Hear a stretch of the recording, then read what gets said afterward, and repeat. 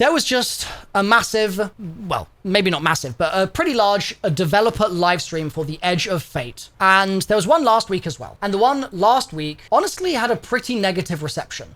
People were generally not super happy with it, but this one was significantly better. And so today I want to talk about what was better about it, some of the detail in it, and I want to also ask you guys a very important question, okay? And I'm going to start with the important question. And here it is. If you, through my voice, if you could ask Bungie one thing about the Edge of Fate, or one thing about the future of Destiny, what would it be? And I want you to leave it as a comment. And what I will do is, in the next opportunity that I have to talk to Bungie, which might be, I don't know, tomorrow, or it might be in a month. I don't know, right? But whenever that's going to be, I will try and get answers, because I'm now in a position where, like, I got invited to an Edge of Fate event. And if timing is anything to sort of go by with the Edge of Fate preview and when Edge of Fate is coming out, at some point in the next like 3 months or 4 months or something, there will be a preview event. I haven't been invited to one, just to be clear, but there will be a preview event for Ash and Iron, and there'll be a preview event for the next stuff. And like, those things will start happening, right? And if I'm invited, I want to be ready. And to be ready, I need your input. So that is the first point of agenda for today. The second thing is what was on the stream. In the stream, they showed a whole load of Kepler gameplay. And that's something that we just didn't have last week. We did not have enough Kepler. And getting a bunch of Kepler gameplay was good. And also being able to see the modifiers and being able to see the world tiers of the new world tier difficulties and like all that stuff was all good. It was very, very good. The 4 world tiers are Brave, Legendary, Fabled, and Mythic. The interesting thing about those world tiers is the Legendary is as you'd expect, but then Fabled and Mythic. Fabled is 30 under light in Patrol, and I think Mythic is 40, which is crazy because Contest is a -25. So they are harder than Contest, which to me is a bit confusing. Like, I feel like reading that is like, I must have this wrong. Like, this must be a Milo mistake, right? But that's what it said on the menu, which is kind of crazy. So we've got very difficult world tier difficulties coming, which is exciting. There's also going to be 4 major regions which rotate daily. I think they said daily for Kepler destination materials, which is very odd because I thought that they phased out destinations. Sorry, destinations. I thought they phased out destination materials, but there seem to be some destination materials on Kepler. I don't know if that's a good or a bad thing, to be honest. I've seen people in my chat say that they are kind of not a fan of having no destination mats, like they miss grinding for them. I think other people probably didn't want to grind them. So I don't know what the sort of overall take is going to be on destination mats being present. I also am a little worried about the time gatey aspect of it, because I think that one of the worst things in Destiny is the time gating. Categorically, I hate the time gating. I hate having to wait till a certain week just to play a certain raid on Master with challenges. I hate it. It's so annoying. And so to see more time-related things is not something that I'm super excited about. But that said, every day in this 4 days means that you're not waiting a very long time. So could be worse. There's also a destination activity, which is really exciting. That's good news. Very good news, because people were worried about that. But it was kind of talked about in a weird way, because they didn't show it. And they said that there are some time limitations with it as well. And it wasn't exactly clear whether the time limitations were just the materials and the rewards you get from it, or if the time limitations were like the event being even present in the first place. My concern with this is that it's like once every 2 weeks, they turn on the destination activity. And at that point, is it a destination activity? Or is it just like an LTM? I don't know. Feels like a sort of weird or unusual approach, but I'm glad that there's something there. I'm glad it exists. And it's interesting because they said it's got elements in it that are like a Horde mode. And I happen to be a zombies content creator. I like Horde modes. So I'm definitely not opposed to that. And I'm definitely not opposed to them being experimental with some of their activities. So that sounds cool. I think they said it was like Wellspring mixed with the Vex Incursion or something. But I don't think I've played either of those. So maybe that means something to you, but it doesn't to me. They also talked about raids, and I really enjoyed the mention of epic raids, because the epic raids are going to be extensions to the main raid. The main raid will be on July 19th. The epic raid will be in Ash and Iron. But the way the way they described it was it's going to be a permutation of the raid. And it's going to add story and things like that. And so this is my request, Bungie, okay? I mean, it's a bit late in the day for this now, but make the Edge of Fate raid a 6 encounter raid. Okay, this is how Bungie wins. They literally win. Make it a 6 encounter raid, and you do that so that nobody can make the argument that they have held back content, right? Nobody can make that argument if it's 6 encounters. And then make it so that the epic raid can turn it into a 9 encounter raid. How crazy would that be? To go from 6 to 9. I need that in my life. 9 is too long to play. Get good. Play faster.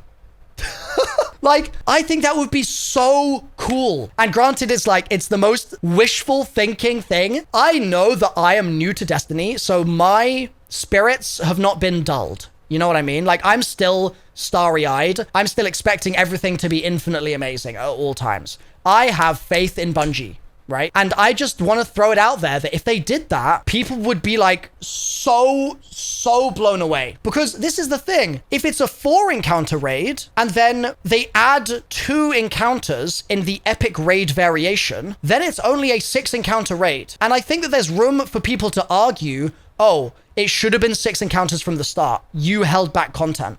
But what if? What if they surprise us? Like, just what if? You know what I'm saying? Like, could they? Pantheon was 8 encounters? Really? Because this is the thing as well. It's like, if you're saying 9 is too long, genuinely get good. Just because it's an epic raid. It's literally meant to be the hardest activity in the game on steroids. Of course it's going to be difficult. And of course it's going to take time. So like, I think if you play a normal raid now, if you play a normal mode raid of like, let's say you play VOW, how long is it going to take you to get a VOW clear with friends that know the raid? Can you guys just give me an estimate real quick? Because I've only done VOW once in the blind solve. 40 minutes, 30 minutes, 35 minutes, sub 20 for Julie. Julie fries the pizza always. Like, she's speedrunning perpetually. But so let's say it's like 20 to 40 minutes. Yeah, I think that's a fair thing to say. 20 to maybe 45 minutes for a VOW clear. That's 4 encounters. All I'm saying is give us 1.5 times the number of encounters on a raid that happens to be a 6 encounter raid, not a 4 encounter raid. I don't think it's actually that crazy. Like, how long does Last Wish take? 30 minutes? It's not particularly long. I think one of the things that takes the longest in Last Wish is probably Vault, because it's a fixed amount of time. So like, Last Wish is like 30 minutes. It's like 20, 30 minutes. If you play Deepstone Crypt, how long is it taking? I don't know. Half an hour? Maybe Deepstone is a little longer because there's some encounters that are like specific amounts of time. Maybe it's like half an hour. Like Garden, how long is it taking? I don't know, about half an hour.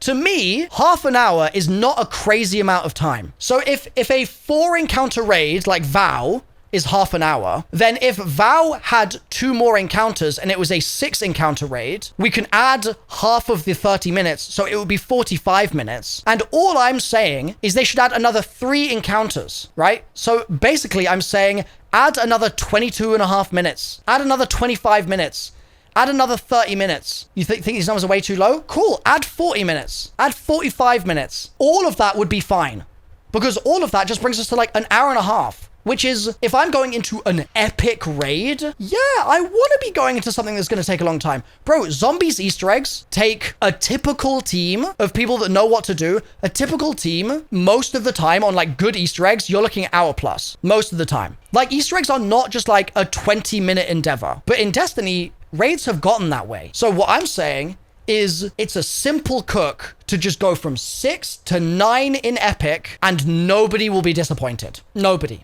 Anyway, I got off track. But if they did that, it would be cinema. I'm just saying. So they talked a bit about epic raids. They are permutations of the raids that add encounters and story stuff. They also talked about lots of mission stuff, side quests, like all those sorts of things. And I think that it sounded kind of whatever. I think that I think overall, like, that stuff is going to need us to just play it to really know. I don't think that, like, the reveal stream today did a very good job really explaining, like, why those side quests are exciting or interesting or fun or attractive to do. So it was kind of hard to pass that information, I would say. They also showed some different Banes and stuff like that in the portal. And that was good. Those Banes are cool. I still think that they didn't do an absolutely perfect system. Oh, sorry, a perfect representation of what the hell is happening. because I got to the end of the stream and there was some comments still in my chat saying like, I still don't fully understand exactly like how to get all my power stuff and like blah, blah, blah, blah, blah. So I think that there's room for them to improve on that, but that's probably what the twabs and stuff are going to be this week. So look out on my channel for those. Make sure you're subscribed. They're also resetting Guardian ranks, which is kind of crazy. They're resetting Guardian ranks to 2, not to 6, to 2. And they're now making the grind from 2 to 6 more focused on portal activities. So they're taking out all the stuff of like, you now have to focus on doing a solo dungeon or like getting commendations or like those things are taken out, and they're replacing it with stuff that is a bit more core to the game's loop that they want to promote. And DMG responded to me, and DMG on Twitter said this, because I was worried about losing loadout slots, right? And DMG said this. He said, I'll have an exact answer for you all ASAP. Build crafting is a major focus in the Edge of Fate. Expect all loadout slots open early. So that's a good sign that they're at least switched on to that. And I think that also the changes to like take out commendations and stuff is good. It's good. Now there were some other bits and pieces in the stream. They talked a little bit about the exotics and like stuff like that. But honestly, a lot of the other stuff in Edge of Fate, I've actually already covered on my channel.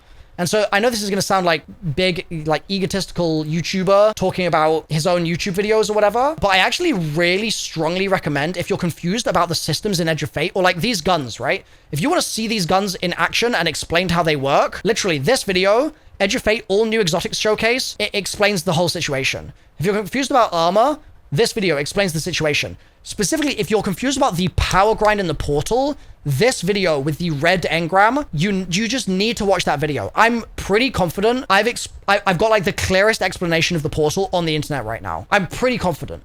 So I really highly recommend you watch it. If you want to know the new artifact, this video, I go into super depth. So there's a ton of information here. I really recommend you check some of those videos out if you're confused. But your best bet also is going to make sure that you're subscribed to the channel now, so that as new videos come out in the next few days and weeks, obviously my new posts you'll be caught up with. I thought this was a good stream. They didn't spend too long talking about the devs. They didn't spend too long showing old activities. They did a lot of Kepler gameplay, and they showed new things and they talked about new things, and there was stuff that I didn't know, which is good because I'd already played it. So like showing stuff that I didn't know as well is important. So it was overall very, very positive, I would say. I think that the people grumbling about this stream, people that you should not take completely seriously, because I think it's objectively the case that last stream was less good than this stream, which means that this stream was an improvement. And if you can't acknowledge an improvement, you can't have an honest, good faith, serious conversation. You know what I mean? You have to be able to recognize the improvement. Even if it's still not up to your bar, you have to be able to recognize it was an improvement. Or you're just not a serious person. You're just being miserable. I think you really need to watch a vidoc then compared to this stream. Eli, the vidoc could literally me off, and it still would not matter, because this stream was an improvement to the last stream. That is important to recognize, right? We have to be honest about these things. It's just the nature of the beast. Okay? It's the nature of it. I recognize that there are things that could improve, but if all we ever do is say, this should be better, this should be better, this should be better, this should be better, this should be better, this should be better, what you do is you create an environment where when there is an improvement, it's never recognized. And so the devs just feel like they are always not doing enough, and the community feels like nothing is ever good, and they leave. So like, I agree with you that vidocs would have been good here. I agree with you that vidocs are a superior form of marketing to streams only. I agree, but my agreement with you does not replace the fact, that this was a better stream than last week, okay? And I take issue with this, Eli, because you've said, yes, we can say this was objectively better, but comparing it to what we've had, it's distasteful. What? Distasteful? Anything would be better than last week, because that was not the floor, it was the underground. I'm not going to be baited into this. I'm just not. 1 hour later. I'm interrupting my own rant to say thanks for watching the video. Sometimes they just get to me, you know? If you've enjoyed the video, drop a like. If you want to call me toxically positive, leave a comment down below. For my own mental health, I will not be reading them. And I'm not reading the comments for this exact reason. The psychic damage that is caused by goblins. But I enjoyed the stream. Thanks.